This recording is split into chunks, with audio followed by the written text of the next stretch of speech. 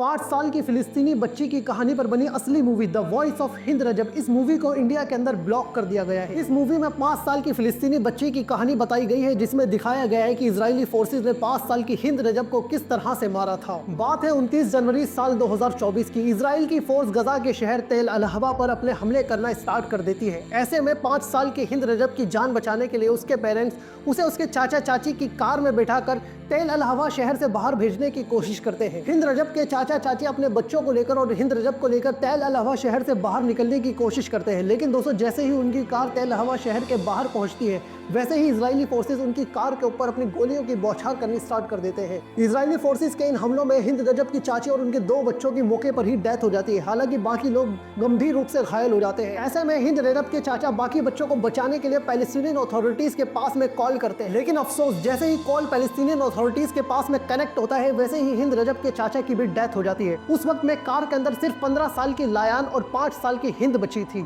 और दोनों ही बच्चियां बुरी तरह से जख्मी थी। ऐसे में अपने फादर की डेथ हो जाने के बाद में लयान पैलेस्टीनियन अथॉरिटी से बात करने की कोशिश करती है। जब 15 साल की लयान पैलेस्टीनियन अथॉरिटी से बात कर रही होती है, तभी इजरायली फोर्सेज लयान को शूट करते हैं और 15 साल की लयान की मौके पर ही मौत हो जाती है। ऐसे में कार के अंदर सिर्फ 5 साल की मासूम हिंद रजब ही बची थी। 5 साल की मासूम बच्ची हिंद रजब अपनी डरी सहमी आवाज में पैलेस्टीनियन अथॉरिटीज से बात करने की कोशिश करती है। वो पैलेस्टीनियन अथॉरिटीज को बताती है कि इजरायली फोर्सेज ने उसके सभी फैमिली मेंबर्स को मार दिया है और हिंद इस वक्त में बुरी तरह से डरी हुई है और जख्मी हालत में है। ऐसे में मासूम हिंद की जान बचाने के लिए पैलेस्टीनियन अथॉरिटीज इजरायली फोर्सेज से कांटेक्ट करती हैं और पूरे 3 घंटे तक इजरायली फोर्सेज से हिंद रजब की जान बचाने के लिए अप्रूवल मांगती रहती है और 3 घंटे के बाद में इजरायली फोर्सेज पैलेस्टीनियन अथॉरिटीज को एक एम्बुलेंस भेजने का अप्रूवल देता है, जिससे हिंद रजब की जान को बचाया जा सके। लेकिन हिंद की जान बचाने के लिए पैलेस्टीनियन अथॉरिटीज जिस एम्बुलेंस को भेजते हैं, इजरायली फोर्सेज उसे भी अपना निशाना बनाती हैं और अपने टैंक से उस एम्बुलेंस को ही उड़ा देती हैं और मौके पर ही सारे रेस्क्यू टीम वर्कर्स की जान चली जाती है।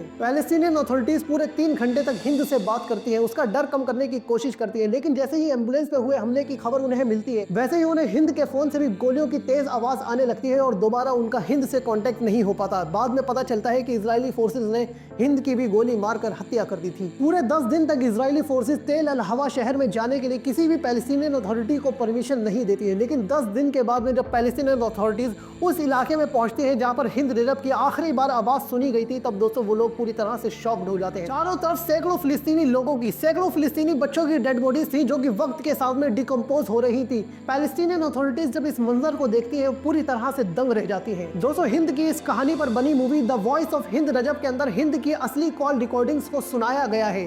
साथ ही में दोस्तों ये मूवी ऑस्कर के लिए भी नॉमिनेट हुई है, लेकिन दोस्तों अफसोस ये मूवी इंडिया के अंदर ब्लॉक की जा चुकी है।